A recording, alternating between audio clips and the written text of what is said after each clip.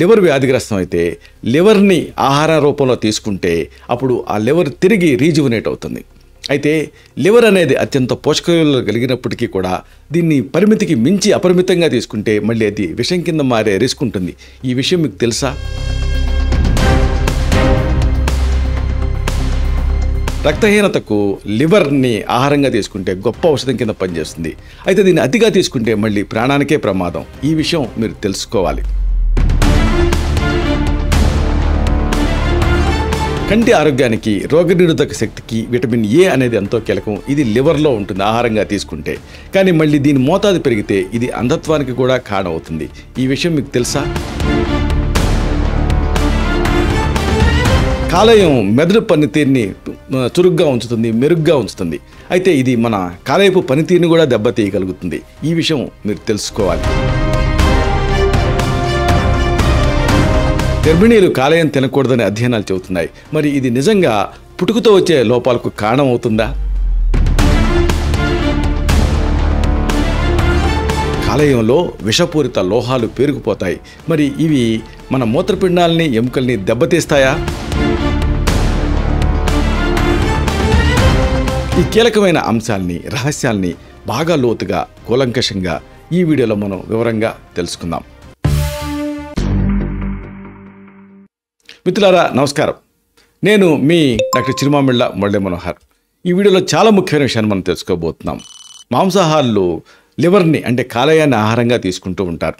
అయితే ఇలా తీసుకోవటం వెనక కొన్ని ఉపయోగాలు ఉన్నాయి, అయితే కొన్ని నష్టాలు కూడా ఉన్నాయి. అంటే దీన్ని ఒక ఆహార ఔషధం కింద తీసుకోవాలి. ఇంతకీ కాలేయాన్ని ఎలా తీసుకోవాలి, దీని ప్రత్యేకతలు ఏమిటి, దీని పాజిటివ్స్ అలాగే నెగిటివ్స్, దీన్ని ఈ సంబంధించినటువంటి పూర్తి వివరాలు మీరు తెలుసుకోవాలి. అంటే ఈ కాలేయాన్ని మీరు ఆహారంగా తీసుకుంటే ఇది నిజానికి అమృతంగా పనిచేస్తుంది. అయితే పరిమితికి మించితే అది విషం కింద కూడా మారుతుంది. ఈ మొత్తం ఈ జంతు మాంసానికి సంబంధించిన ఈ కాలేయాన్ని, ఆర్గానిక్ మీట్ని మీరు తినాలనుకున్నప్పుడు దీనికి సంబంధించిన పూర్తి వివరాలు మీరు తెలుసుకుని ఉండటం అవసరం. మాంసాహారం ప్రియులు ఆకలి తీర్చే, ఆరోగ్యాన్ని పెంచే ఆహార పదార్థాల పట్టికలో లివర్ అంటే కాలేయం అనేది ప్రముఖ స్థానాన్ని పొందింది. మాంసాహారం లేనిదే ముద్ద దిగదు అనుకునే వాళ్ళకి, స్నేహితులు కలిసిన, వేడుకలు చేసుకోవాలనుకున్న మాంసాహార విందు కామన్ అయిపోయింది ఈ రోజులలో. ముఖ్యంగా చికెను, మటన్ తాలూకు కాలేయం ఇది స్పెషల్ డిష్ కింద తింటూ ఉంటారు. కొంతమంది కోరి మరీ తెచ్చుకొని కర్రీగా కానీ లేదా ఫ్రై రూపంలో కానీ దీన్ని ఆరగిస్తూ ఉంటారు ఈ ఆర్గాన్ మీట్ని. అయితే ఆరోగ్యానికి ఇది మంచిది కాదని కొంతమంది, లేదు చాలా పోషకపరమైనటువంటి ఆహారం అని ఇంకో కొంతమంది చెబుతూ ఉంటారు. కాలేయం ఎంత మోతాదులో తీసుకుంటే మనకి ఉపయోగం ఉంటుంది, ఎక్కువగా తీసుకుంటే ఏమైనా అనారోగ్యాలు వస్తాయా అనేది మనం తెలుసుకోవాలి. ఆధునిక వైద్య పరిశోధనలు, ఆయుర్వేద శాస్త్రం ఏం చెబుతున్నాయి అనే దానిపైన కూడా మీకు అవగాహన ఉండాలి. ఈ ముఖ్యమైన శాస్త్రీయ విషయాలన్నింటినీ కూడా తేలికపాటి భాషలో మనం చెప్పుకుందాం. ఇక్కడ ముఖ్యంగా చెప్పాల్సింది ఏమిటంటే ఈ కాలేయం తాలూకు ప్రాధాన్యత అలాగే ప్రాముఖ్యత ఇది మీరు తెలుసుకోవాలి. అంటే చికెను, మటను వీటి తాలూకు కాలేయం అంటే లివర్ అనేది చాలా విలువైనటువంటి పోషకాలను కలిగి ఉంటుంది. కాలేయంలో ఇనుము, విటమిన్ ఏ, విటమిన్ B9 అంటే ఫోలేట్, విటమిన్ B12 ఇలాంటివి, ఇంకా జింక్ ఇలాంటి పోషకాలు సమృద్ధిగా ఉంటాయి. అందుకే చాలామంది రోగులు వ్యాధుల నుంచి కోలుకోవటానికి కాలేయం అన్ని తినమని సలహా ఇస్తూ ఉంటాం. చాలామంది డాక్టర్లు సలహా ఇస్తూ ఉంటారు కూడా. అయితే ఇక్కడ దీని ప్రధానమైనటువంటి ప్రత్యేకత ఏమిటంటే ఇది ఎనీమియా మన భారతీయులలో చాలా కామన్గా ఉంటుంది. ఇలాంటి రక్తహీనత సమస్యకు ఇది ఒక రామబాణంలాగా పనిచేస్తుంది కాలేయం అనేది. అంటే చికెన్ కాలేయం కానీ లేకపోతే మటన్ కాలేయం కానీ అంటే లివర్ కానీ దీంట్లో ఇనుము శాతం చాలా ఎక్కువగా ఉంటుంది. ఇది తీవ్రమైన రక్తహీనత ఉన్నప్పుడు ఎంతో ప్రయోజనకరంగా ఉంటుంది. శరీరంలో ఉండేటువంటి కణాలకి ప్రాణవాయువుని చేరవేయటమే కాకుండా శక్తి స్థాయిని పెంచడానికి ఇనుము అనేది ఉపయోగపడుతుంది. ఈ కాలేయం కోలిన్ ఇంకా ఇనుముకి గొప్ప వనరు కింద ఉంటుంది. ఇది నేషనల్ లైబ్రరీ ఆఫ్ మెడిసిన్ సాక్ష్యాధారాలతో సహా అధ్యయనం చేసింది. ఆయుర్వేదంలో దీన్ని రక్త వృద్ధి కింద చెప్తాం. రక్తాన్ని వృద్ధి చేసినటువంటి ఆహారాల్లో ఇది ఒకటి కింద చెప్తాం. ఎంతోమంది తీవ్రమైనటువంటి ఎనీమియాతో ఉన్నప్పుడు ఆఖరికి బ్లడ్ ట్రాన్స్ఫ్యూజన్లు చేసినప్పటికీ తగ్గిపోతున్నప్పుడు దీన్ని ఔషధంగా ఇచ్చి అద్భుతమైన ఫలితాలు సాధించడం జరిగింది నేను. ఈ రక్తం బాగా తగ్గి శరీరం బాగా తెల్లబడిపోయింది అనుకోండి, అప్పుడు మేక కార్జం అంటే లివర్ తెప్పించి చిన్న చిన్న ముక్కల కింద కొట్టి గుడ్డలో వేసి పిండాలి. ఇప్పుడు దీనికి పిండిన దానికి ఇంగువ, సైంధవ లవణం, జీలకర్ర, లవంగం, దాల్చిన చెక్క, పిప్పళ్ళు, యాలకులు వీటి పొడులు చేర్చి తిప్పేసేసి కలిగి తిప్పి పచ్చిదాన్నే తాగాలి. దీన్ని లివర్ ఎక్స్ట్రాక్ట్ అనొచ్చు మనం.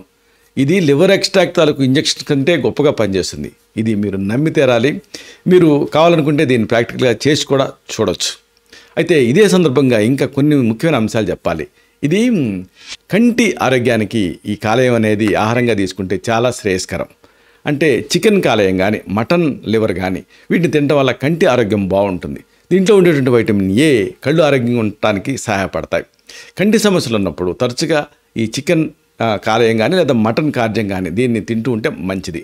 అంతేకాదు ఇది చర్మ ఆరోగ్యాన్ని కూడా కాపాడుతుంది. వైటమిన్ ఏ ఏం చేస్తుంది? రేచీకటి అంటే నైట్ బ్లైండ్నెస్ తగ్గించడానికి సహాయపడుతుంది.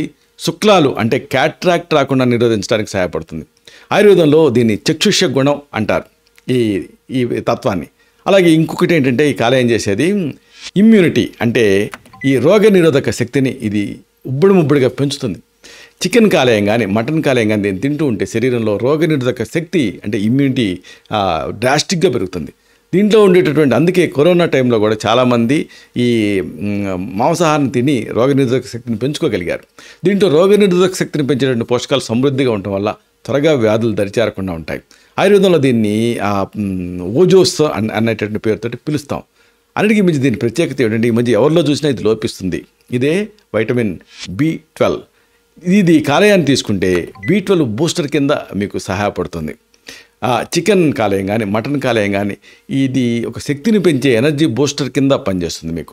ఇందులో విటమిన్ B12తో పాటు కోలిన్ అనేది ఎక్కువగా ఉంటుంది కాబట్టి మెదడు ఆరోగ్యాన్ని, నర్వస్ సిస్టమ్ అంటే నాడీ వ్యవస్థ పనితీరుని మెరుగుపరుస్తుంది, జ్ఞాపక శక్తిని పెంచుతుంది, ఫోకస్ అంటే ఏకాగ్రతను కూడా మెరుగుపరుస్తుంది. ఎర్ర రక్త కణాల ఉత్పత్తికి విటమిన్ B12 అనేది అవసరం. ఆయుర్వేదంలో దీన్ని రసరక్త మాంసం, మేధోస్థి, మజ్జ, శుక్రాలను సప్త ధాతువులు పెంచేటువంటి అంశం కింద చెబుతాం. అయితే అతి సర్వత్రా వర్జయేత్. దీన్ని ఔషధం కింద వాడాలి, అంతేకాని ఆహారంగా కాదు. ఔషధం ఎప్పుడు డోస్ ఉంటుంది కదా, కాబట్టి ఇక్కడ గ్రహించాల్సింది ఏంటంటే అధిక మోతాదు ఎప్పుడు కూడా ప్రమాదకరం. అతి సర్వత్రా వర్జయేత్ అంటారు. అందుకే చికెన్ కాలేయం కానీ మటన్ కాలేయం కానీ దీంట్లో విటమిన్ ఏ అనేది ఎక్కువ మొత్తాల్లో ఉంటుంది, మామూలుగా ఉండదు. ఇది స్టోరేజ్ హౌస్ అని చెప్పొచ్చు. అందుకే ఒక రోజులో 100 గ్రాముల కాలేయం తిన్నారనుకోండి, ఉజ్జాయింపుగా 100 గ్రాముల కాలేయాన్ని మీరు ఒక రోజుకి తిన్నారు, రోజువారీ పరిమితికి 10 రెట్లు ఎక్కువగా మీకు విటమిన్ ఏ అనేది శరీరంలోకి చేరిపోతుంది. టాక్సిటీ కదా విటమిన్ ఏ, మరీ ఎక్కువ తీసుకోకూడదు. కానీ ఎక్కువగా తీసుకుంటే కొన్ని అనారోగ్య సమస్యలు వచ్చే రిస్క్ ఉంటుంది. విటమిన్ ఏ అనేది కొవ్వులో కరిగే విటమిన్, ఏడీకే ఫ్యాట్ సాల్యుబుల్ కదా, ఏ అనేది కొవ్వులో కరుగుతుంది అంటే ఫ్యాట్ సాల్యుబుల్ వైటమిన్ ఇది. కాబట్టి కొన్నిసార్లు ఈ వైటమిన్ ఏ అనేది లోపల నిలవ ఉండిపోయి కొవ్వులో విషతత్వాలని అంటే టాక్సిటీని పెంచే రిస్క్ ఉంటుంది. రోజుకి 3000 మైక్రోగ్రాముల కంటే ఎక్కువగా తీసుకుంటే దీర్ఘకాలిక సమస్యలు వచ్చే రిస్క్ ఉంటుంది. ఇలాగ అతి సర్వత్రా వర్జయేత్ కాబట్టి అతిగా దీన్ని తినడం అనేది మంచిది కాదు. ఇంకొకటి అతి ముఖ్యంగా చెప్పాల్సింది ఏంటంటే గర్భిణీలు. ఈ గర్భిణీలు కూడా ఒక హెచ్చరికని దృష్టిలో ఉంచుకోవాలి. ముఖ్యంగా గర్భిణీలు వైటమిన్ ఏ కంటెంట్ ఎక్కువగా తీసుకుంటే పుట్టుకతో వచ్చే లోపాలు అంటే బర్త్ డిఫెక్ట్స్ రావడానికి అవకాశం ఉంటుంది. అందుకే గర్భధారణ టైంలో కాలేయం తినొద్దు అని అధ్యయనాలు సూచిస్తాయి. ఈ విషయం అందుకే చెబుతూ ఉంటాం పదే పదే. ఎక్కువగా ఆ కాలేయాన్ని తింటే శరీరంలో వైటమిన్ ఏ స్థాయిలు బాగా పెరిగి ఆ విషతత్వాలు పెరిగిపోయి పిల్లల్లో ఏదైనా బర్త్ డిఫెక్ట్స్ వచ్చేటటువంటి రిస్క్ ఉంటుంది. అందుకే గర్భిణీలు వైటమిన్ ఏ కంటెంట్ ఎక్కువగా ఉన్న ఈ కాలేయాన్ని ఆహారంగా తీసుకోకపోవటం మంచిది. ఇంకోటి ఏంటంటే అతి ముఖ్యమైనది ఇది దీంట్లో బోల్డ్ అన్ని టాక్సిన్స్ అంటే ఈ కాలుష్యాలు ఉంటాయి. అంటే కాలుష్యకారకాల నిలయం అని దీన్ని చెప్పొచ్చు. ఎందుకంటే ఇది వడపోస్తుంది కాబట్టి. చికెన్ కాలేయం మటన్ కాలేయంలో భారీగా ఈ పోషక అదే కాలుష్యానికి సంబంధించినటువంటి హెవీ కంటామినేషన్స్ ఉంటూ ఉంటాయి. ఎందుకంటే శరీరంలో ఉన్న బరువైనటువంటి లోహ విష పదార్థాలన్నీ కూడా ఈ హెవీ మెటల్ టాక్సిన్స్ అన్నీ కూడా ఈ కాలేయం శుభ్రం చేస్తూ ఉంటుంది. శుభ్రం చేసే పనిలో అది వ్యాధిగ్రస్తం అవుతుంది. అందుకే మనం ఈ మటన్ కాలేయాన్ని లేదా చికెన్ కాలేయాన్ని ఆహారంగా తీసుకున్నప్పుడు వాటిలో సీసం అంటే లెడ్, క్యాడ్మియం, ఇంకా పాదరసం అంటే మెర్క్యూరీ, ఆర్సెనిక్ లాంటి విష పదార్థాలు ఉంటాయి. ఇవి మన శరీరంలో పెరిగిపోయాయి అనుకోండి, వాటిని తొలగించడానికి కాలేయం పైన ఒత్తిడి ఎక్కువ పడుతూ ఉంటుంది. అంటే ఆ కాలేయాన్ని మనం తీసుకుంటే మన కాలేయం పైన ఒత్తిడి ఎక్కువ పడుతుంది. ఒకవేళ వీటిని మన కాలేయం పూర్తిగా తొలగించలేకపోయింది అనుకోండి, అప్పుడు దీర్ఘకాలంలో ఈ మూత్రపిండాలు సమస్యలు అంటే కిడ్నీ డిసీజెస్, ఎముకలు కూడా ప్రమాదంలో పడేటువంటి రిస్క్ ఉంటుంది. కాడ్మియం అనేది అంతఃస్రావిక వ్యవస్థని అంటే ఎండోక్రైన్ సిస్టమ్ని దెబ్బతీసేటువంటి ఒక లోహం. ఇది మూత్రపిండాలు సరిగ్గా పనిచేయకపోవటానికి, ఊపిరితిత్తుల పనితీరు క్షీణించడానికి, ఎముక లోపాలకి, గుండె కండరాల వ్యాధులకి కారణమవుతుందని నేషనల్ లైబ్రరీ ఆఫ్ మెడిసిన్ అధ్యయనంలో తేలింది. ఆయుర్వేదంలో దీన్ని దూషి విషయం కింద చెప్తాం. దీనివల్ల దీర్ఘకాలిక వ్యాధులు వచ్చేటువంటి రిస్క్ ఉంటుంది. అయితే అంతా బాగానే ఉంది, మరి వద్దంటున్నారు, తీసుకోవాలంటున్నారు, అసలు ఏంటి ఇది అని కన్ఫ్యూజ్ అవుతుంటారు చాలామంది. అంటే డోస్, ఎంత మోతాదులో దీన్ని తీసుకోవాలి అనేదే చాలా ముఖ్యం. ప్రతిదానికి డోస్ అనేది ఉంటుంది. ఇప్పుడు మన పోర్షన్ అంటాం చూసారా, అలాగా ఇప్పుడు మనం మామూలుగా చపాతీలు ఎన్ని తింటాం, 2 తింటాం లేదా 3 తింటాం, కానీ 10 తినలేం కదా. అంటే దానికి మోతాదు అనేది ఉంటుంది. ఆహారానికి కూడా ఇది అంతే. చిన్నపిల్లలు కూడా ఈ మటన్, చికెన్ కాలేయం దీన్ని ఎక్కువ మోతాదులో తీసుకోకూడదు. వారానికి ఒకసారి ఆ చికెన్ కాలేయం కానీ మటన్ కాలేయం కానీ తీసుకుంటే ఎలాంటి ఇబ్బంది ఉండదు. అది కూడా ఒక 50 నుంచి 75 గ్రాముల ఉడికించిన దాన్ని మాత్రమే తీసుకోవాల్సి ఉంటుంది. అంతకంటే ఎక్కువ తీసుకున్నాను అనుకోండి, దీర్ఘకాలపు అనారోగ్యాలు సమస్యలు వచ్చేటువంటి రిస్క్ ఉంటుంది. ముఖ్యంగా 6 నెలల కంటే తక్కువ వయసు ఉన్నటువంటి చిన్నపిల్లలకి కాలేయాన్ని అస్సలు పెట్టకండి. రక్తం తక్కువగా ఉందని ఎక్కువగా కాలేయం మాత్రమే తింటే అది దీర్ఘకాలంలో అనేక అనారోగ్యాలకు కారణమవుతుంది. ఇక ఇదే సందర్భం కొంతమంది అడుగుతూ ఉంటారు, ఎక్స్ట్రాక్ట్ తీసుకోవచ్చు అని. అంటే ఈ లివర్ ఎక్స్ట్రాక్ట్స్ అనేవి క్యాప్సూల్స్ రూపంలో కానీ ఇంజెక్షన్స్ రూపంలో కానీ ఉంటాయి. అయితే చాలామంది ఈ తైలాన్ని అంటే కాలేయం తైలాన్ని, లివర్ ఆయిల్ని, విటమిన్ ఏ క్యాప్సూల్ని తీసుకుంటూ ఉంటారు. వీటితో పాటుగా చికెను లేదా మటన్ కాలేయం కూడా తీసుకున్నాను అనుకోండి, శరీరంలో విటమిన్ ఏ పెరిగిపోయి దాని టాక్సిటీస్ పెరిగిపోయేటువంటి రిస్క్ ఉంటుంది. కాబట్టి కాలేయం ఆరోగ్యానికి మంచిది అయినప్పటికీ కూడా ఎక్కువ మోతాదులో తీసుకుంటే ప్రమాదకరం. వారానికి ఒకసారి తీసుకుంటే కంటి చూపు మెరుగవుతుంది, రక్తహీనత నుంచి బయటపడవచ్చు. ముగింపుగా ఒక ముఖ్యమైన మాట మీకు విన్నవించాలి. ఏదైనా మంచిదే అయినప్పటికీ కూడా మోతాదు మించితే విషం కింద మారుతుంది. కాలేయం విషయంలో ఇది అక్షర సత్యం. శరీరానికి అవసరమైనటువంటి పోషకాలని అందించేటువంటి కాలేయం సరైన మోతాదులో ఆహారంగా తీసుకోవాలి కాలేయాన్ని. అప్పుడు ఆరోగ్యకరంగా పనిచేస్తుంది. మితంగా వాడితే అమృతం, అతిగా వాడితే విషం. ఆరోగ్యం అనేది మన చేతుల్లోని ఒక అద్భుతమైన సంపద. దాన్ని కాపాడుకోవాలంటే జ్ఞానం, అవగాహన చాలా ముఖ్యం. ప్రకృతి ప్రసాదించిన ప్రతి వరం దాని సరైనటువంటి వినియోగంపైనే ఆధారపడి ఉంటుంది. మన పూర్వీకుల ఆయుర్వేద విజ్ఞానం, ఆధునిక శాస్త్ర పరిశోధనలు రెండూ కూడా ఈ విషయాన్ని మనకి పదే పదే నొక్కి చెప్తూ ఉంటాయి. ఆరోగ్యంగా ఉండాలంటే ప్రకృతితోటి మమేకమై మితమైనటువంటి ఆహారాన్ని, ఆరోగ్యకరమైన అలవాట్లని పాటిస్తూ మన శరీరంని ఒక ఆలయం కింద మనం భావించి జీవించాలి. ఎందుకంటే దేహం ఉన్నప్పుడే దైవం అనేది ఉంటుంది. ఇలాంటి మరిన్ని ఇన్ఫర్మేటివ్ వీడియోస్ కోసం ఈ ఛానల్ సబ్స్క్రైబ్ చేసుకోండి. అలాగే ఈ వీడియోలు అప్లోడ్ అవడంతోనే ఆ విషయం మీకు తెలియాలనుకుంటే బెల్ బటన్ క్లిక్ చేయండి. అప్పుడు మీకు ఒక నోటిఫికేషన్ వస్తుంది. ఆ నోటిఫికేషన్ మీరు క్లిక్ చేస్తే ఆ వీడియోని మిస్ కాకుండా చూడగలుగుతారు. అలాగే ఈ వీడియో మీకు నచ్చితే లైక్ చేయండి. అప్పుడు ఇది మరింత ఎక్కువ మందికి రికమెండ్ అవుతుంది. ఈ వీడియో తలకు పర్పస్ సర్వ్ అవుతుంది. శతం జీవ శరదో వర్ధమానః, శతం హేమంతాన్ శతం వసంతాన్. 100 శరత్తులు, 100 హేమంతాలు, 100 వసంతాలు వర్ధిల్లుతూ జీవించండి. Stay healthy, stay happy, be positive, keep smiling.